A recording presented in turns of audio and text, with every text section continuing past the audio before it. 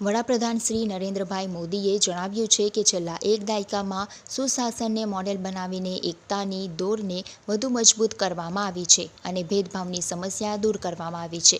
સબકા સાથ સબકા વિકાસના મંત્રને ધ્યેય બનાવીને સરકાર દ્વારા કોઈ પણ ભેદભાવ રાખ્યા વિના પાત્રતા ધરાવતા તમામ લોકોને એક સમાન યોજનાકીય લાભો આપવામાં આવ્યા છે. એકતાનગર ખાતે સરદાર પટેલની સૌથી ઊંચી પ્રતિમાના સાનિધ્યમાં રાષ્ટ્રીય એકતા દિનની ઉજવણીમાં સહભાગી થયેલા વડાપ્રધાન શ્રી નરેન્દ્રભાઈ મોદીએ ઉમેર્યું કે સરકાર દ્વારા વિવિધ યોજનાઓ અને નીતિઓ થકી દેશની એકતાને વધુ મજબૂત બનાવવામાં આવી રહી છે. One nation one ration, one nation one identity, one nation one tax, one nation one power grid, one nation one health insurance ઉપરાંત હવે સરકાર one nation one secular civil code અને વન નેશન વન ઇલેક્શનની દિશામાં કામ કરી રહી છે. કાયદાની સમાનતા સાથે યોજનાકીય બાબતોમાં પણ કોઈ ભેદભાવ રાખવામાં આવતો નથી એમ કહેતા તેમણે જણાવ્યું કે હર ઘર જલ, કિસાન સન્માન નિધિ, પીએમ આવાસ યોજના, આયુષ્યમાન યોજના જેવી મહત્વપૂર્ણ યોજનાઓના લાભો પાત્રતા ધરાવતા તમામને આપવાથી અસંતોષ ઠારવામાં સફળતા મળી છે. પ્રો પીપલ એપ્રોચને પરિણામે સમાજના લાખો લોકોને યોજનાકીય લાભો મળ્યા છે. સરકારની નીતિઓ અને નિર્ણય થકી દેશને કેવી રીતે એકતાના તાંતણે બાંધવામાં આવ્યો છે તેની રૂપરેખા આપતા વડાપ્રધાનશ્રીએ જણાવ્યું કે રેલવે, હાઈવે, ઇન્ટરનેટ જેવી પાયાની સુવિધાઓ ગામે ગામ સુધી પહોંચાડવામાં આવી છે. અંદમાન અને લક્ષદ્વીપ જેવા દુર્ગમ વિસ્તારોમાં પણ ઇન્ટરનેટ સુવિધા પહોંચાડવામાં આવી છે, જેના કારણે લોકોમાં સંતોષ સાથે સરકાર ઉપરના વિશ્વાસમાં વૃદ્ધિ થઈ છે. શ્રી નરેન્દ્રભાઈ મોદીએ ભારપૂર્વક એમ કહ્યું કે અમારા વ્યવહારમાં યથાર્થવાદ, સંકલ્પમાં સત્યવાદ, કાર્યમાં માનવતાવાદ અને ધ્યેયમાં રાષ્ટ્રવાદ છે. અમારી તમામ યોજનાઓમાં નીતિ, નિયત, એકતા જ પ્રાણશક્તિ છે. સશક્ત, સમાવેશી, સંવેદનશીલ, સતર્ક, વિનમ્ર અને વિકસિત રાહ ઉપર દેશ આગળ વધી રહ્યો છે. દુનિયામાં અસ્થિરતા અને યુદ્ધ વચ્ચે ભારતે સમગ્ર વિશ્વને બુદ્ધનો શાંતિનો સંદેશ આપ્યો છે એમ જણાવતા શ્રી મોદીએ કહ્યું કે આટલી વૈશ્વિક સમસ્યાઓ છતાં ભારત વિકાસના નવા માનકો સ્થાપી રહ્યું છે. તેમણે ઉમેર્યું કે આજે એવું કોઈ લક્ષ્ય નથી કે જે ભારત હાંસલ કરી ન શકે. એવો કોઈ સંકલ્પ નથી કે જે ભારતીયો સિદ્ધ ન કરી શકે. છેલ્લા 9 વર્ષમાં ભારત દેશે જોયું છે કે જો પ્રત્યેક વ્યક્તિ પ્રયત્નો કરે તો કશું જ અશક્ય નથી.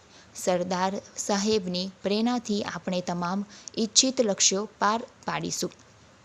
દેશવાસીઓને ચેતવતા વડાપ્રધાનશ્રીએ જણાવ્યું કે દેશની અંદરના અને બહારના કેટલાક લોકો આપણી વચ્ચેની એકતા તોડી અરાજકતા ફેલાવવાના હીન પ્રયાસો કરી રહ્યા છે. દેશના આર્થિક હિતોને નુકસાન પહોંચાડી રહ્યા છે. દેશની સેનાને લક્ષ્ય બનાવી દુષ્પ્રચાર કરવામાં આવી રહ્યો છે. દેશની શાંતિને જાતપાતના નામ ઉપર ડહોળી વિભાજન કરી રહ્યા છે. આવા વિઘટનકારી તત્વો ભારતીય સમાજ કમજોર બને અને રાષ્ટ્રીય એકતા તૂટે એવી મુરાદ ધરાવે છે અને દેશ સામે કુપ્રચાર કરે છે. આવા તત્વોની પ્રવૃત્તિથી સાવધાન રહેવાની જરૂર છે. વિકાસની મુખ્ય ધારામાંથી વંચિત રહેલા આદિવાસી સમાજને ભેળવી નક્સલવાદીને પોષવાનું કામ થતું હતું. આદિવાસી સમાજને યોજનાકીય લાભો આપી દેશ સાથે જોડવામાં આવતા જંગલ વિસ્તારનો નક્સલવાદ અંતિમ શ્વાસ લઈ રહ્યો છે. ત્યારે હવે અર્બન નક્સલીઓ સક્રિય થયા છે. તેઓ સમાજને ગેરમાર્ગે દોરી રહ્યા છે. સંવિધાન અને લોકતંત્રની દુહાઈ દઈ પોતાનો સ્વાર્થ સાધતા તત્વો ઉપર આકરા પ્રહારો કરતા વડાપ્રધાનશ્રીએ કહ્યું કે સરકારના તમામ કાર્યમાં રાષ્ટ્રભક્તિના દર્શન થાય છે. નીતિ અને નિર્ણયોને કારણે દેશની એકતા વધુ મજબૂત બનાવવામાં આવી છે. પૂર્વોત્તર રાજ્યોની સમસ્યાઓ શોધી તેનું સમાધાન લાવવામાં આવ્યું છે, જેના પરિણામે આ રાજ્યો પર વિકાસની મુખ્યધારામાં સામેલ થયા છે. सरदार साहब की ओजस्व वाणी स्टैच्यू ऑफ यूनिटी के समीप ये भव्य कार्यक्रम एकता नगर का ये विहंगम दृश्य और यहां हुई शानदार परफॉर्मेंसेस, ये मिनी इंडिया की झलक, सब कुछ कितना अद्भुत है, कितना प्रेरक है। 15 अगस्त और 26 जनवरी की तरह ही 31 अक्टूबर को होने वाला ये आयोजन पूरे देश को नई ऊर्जा से भर देता है। मैं राष्ट्रीय एकता दिवस पर सभी देशवासियों को बहुत बहुत बधाई देता हूं।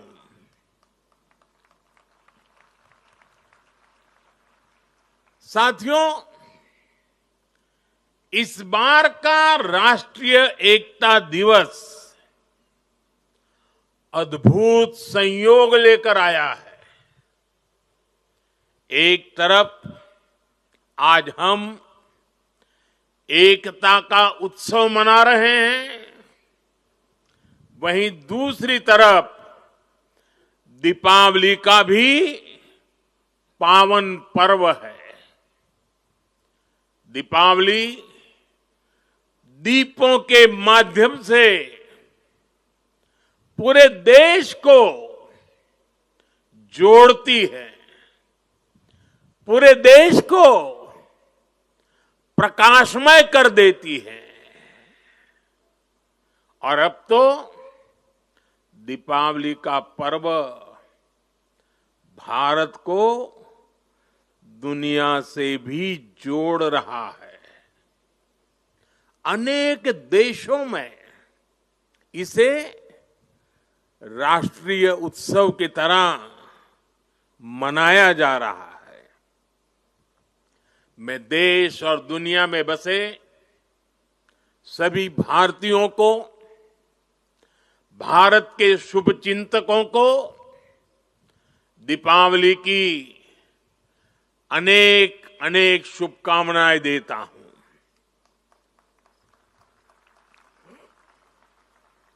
साथियों, इस बार का एकता दिवस एक और वजह से भी विशेष है। आज से सरदार पटेल का 150वां जन्म जयंती वर्ष शुरू हो रहा है। आने वाले 2 वर्षों तक देश सरदार पटेल की 150वीं जन्म जयंती का उत्सव मनाएगा। ये भारत के प्रति उनके असाधारण योगदान के प्रति देशवासियों की कार्यांजलि है। 2 वर्ष का ये उत्सव एक भारत श्रेष्ठ भारत के हमारे संकल्प को मजबूत करेगा। ये अवसर हमें सीख देगा कि असंभव से दिखने वाले काम को भी संभव बनाया जा सकता है। जब भारत को आजादी मिली थी तो दुनिया में कुछ लोग थे जो भारत के बिखरने का आकलन कर रहे थे। और अभी हमने सरदार साहब की वाणी में उसका विस्तार से बयान सुना। उन लोगों को जरा भी उम्मीद नहीं थी कि सैकड़ों रियासतों को एकजुट करके फिर से एक भारत का निर्माण हो पाएगा। लेकिन सरदार साहब ने ये करके दिखाया। ये इसलिए संभव हुआ क्योंकि सरदार साहब व्यवहार में यथार्थवादी, संकल्प में सत्यवादी, कार्य में मानवतावादी और ध्येय में राष्ट्रवादी थे। साथियों, आज हमारे पास छत्रपति शिवाजी महाराज की प्रेरणा भी है। उन्होंने आक्रांताओं को खदेड़ने के लिए सबको एक किया। ये महाराष्ट्र का रायगढ़ किला आज भी साक्षात वो गाथा कहता है। छत्रपति शिवाजी महाराज ने रायगढ़ के किले से राष्ट्र के अलग अलग विचारों को एक उद्देश्य के लिए एकजुट किया था। आज यहां एकता नगर में हम रायगढ़ के उस ऐतिहासिक किले के उसकी छवि हमारे सामने प्रेरणा का प्रतीक बन के खड़ी है।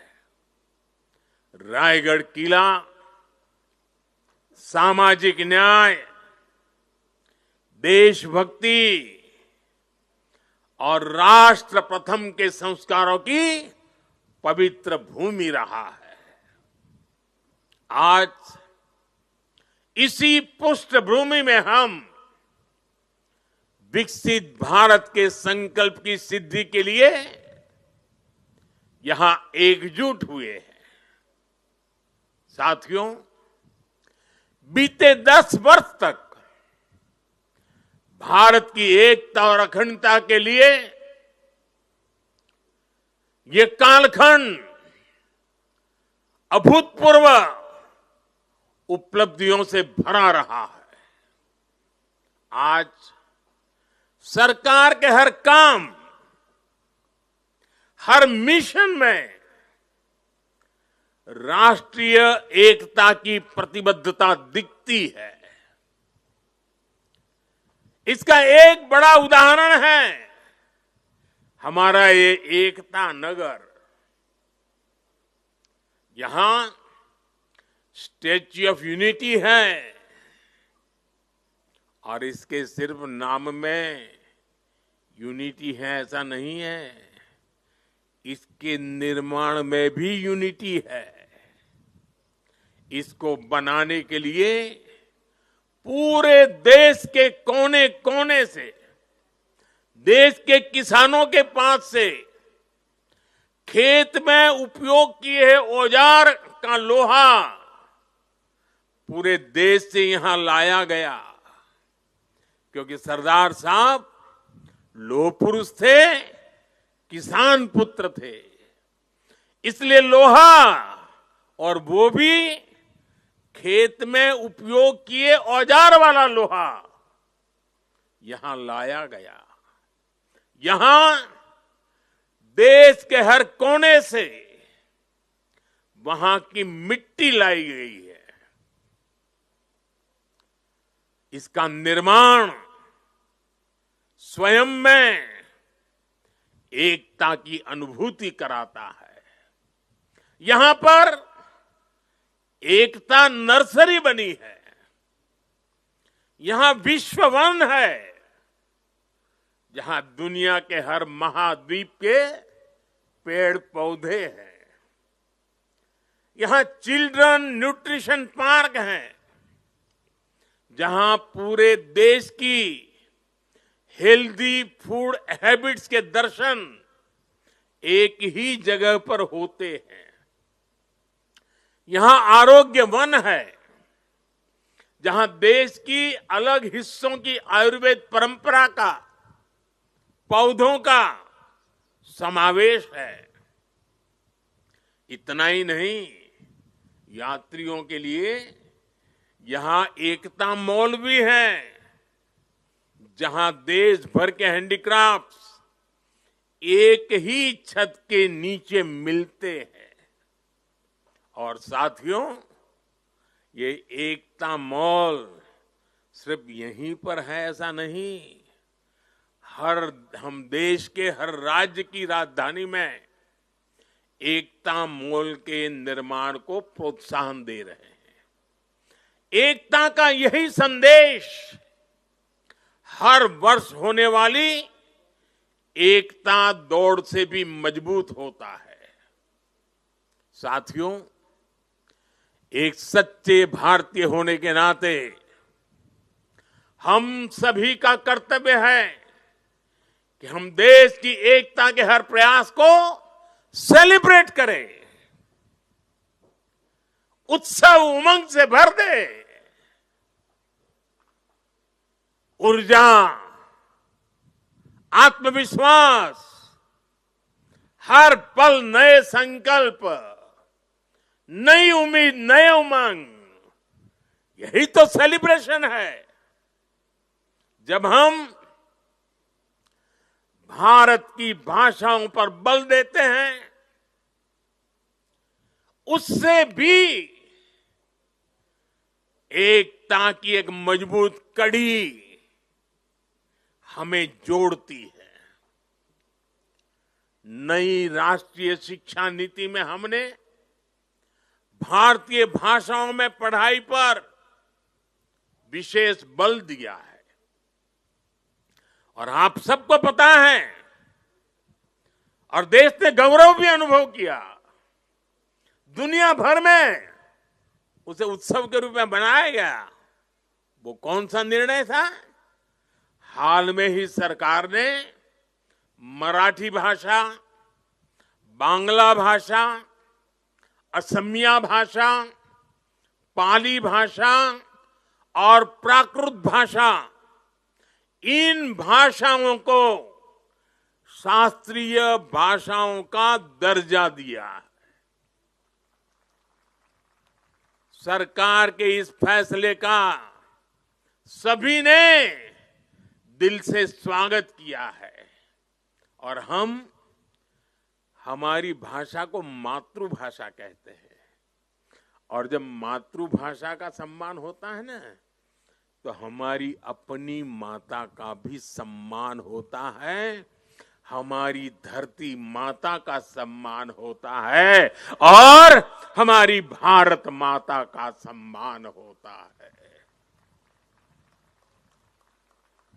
भाषा की तरह ही आज देश भर में चल रहे कनेक्टिविटी के काम, जोड़ने के काम भी देश की एकता को मजबूत कर रहे हैं। रेल हो, रोड हो, हाईवे हो और इंटरनेट जैसे आधुनिक इंफ्रास्ट्रक्चर के ने गांव को शहरों से जोड़ा है। जब कश्मीर और नॉर्थ ईस्ट की राजधानियां रेल से जुड़ती हैं, जब लक्षद्वीप और अंडमान निकोबार द्वीप अंडर सी केबल से तेज इंटरनेट से जुड़ते हैं, जब पहाड़ों पर लोग मोबाइल नेटवर्क से जुड़ते हैं, तब विकास की दौड़ में पीछे छूट जाने का भाव समाप्त हो जाता है। आगे बढ़ने की नई ऊर्जा अपने आप जन्म लेती है। देश की एकता का भाव सशक्त होता है। साथियों, पहले की सरकारों की नीतियों में और नीयत में भेदभाव का भाव भी देश की एकता को कमजोर करता रहा है। बीते 10 वर्षों में देश में सुशासन के नए मॉडल ने भेदभाव की हर गुंजाइश समाप्त की है। हमने सबका साथ, सबके विकास का रास्ता चुना है। और आज कोई अगर कह दे कि एक है तो सेफ है, तो ये लोग एक है तो सेफ है उसको भी गलत तरीके से परिभाषित करने में लगेंगे। जो लोग देश को तोड़ना चाहते हैं, जो लोग समाज को बांटना चाहते हैं, उन्हें देश की एकता अखर रही है। और इसलिए मेरे देशवासियों, हमें ऐसे लोगों से, ऐसी विचारों से, ऐसी प्रवृत्ति से, ऐसी वृत्ति से पहले से भी ज्यादा सावधान होने की जरूरत है। हमें सावधान रहना है। साथियों, हम सब सरदार साहब को, उनके विचारों को जीने वाले लोग हैं। सरदार साहब कहते थे, भारत का सबसे बड़ा लक्ष्य एकजुट और मजबूती से जुड़ी शक्ति बनने का होना चाहिए। हमें याद रखना है, हिंदुस्तान विविधता वाला देश है। हम विविधता को सेलिब्रेट करेंगे, तभी एकता मजबूत होगी। आने वाले 25 साल एकता के लिहाज से बहुत ही महत्वपूर्ण है। इसलिए एकता के इस मंत्र को हमें कभी भी कमजोर नहीं पड़ने देना है। हर झूठ का मुकाबला करना है, एकता के मंत्र को जीना है। और ये मंत्र, ये एकता, ये तेज आर्थिक विकास के लिए भी, विकसित भारत बनाने के लिए, समृद्ध भारत बनाने के लिए बहुत जरूरी है। ये एकता सामाजिक सद्भाव की जड़ी बूटी है। सामाजिक सद्भाव के लिए ये बहुत जरूरी है।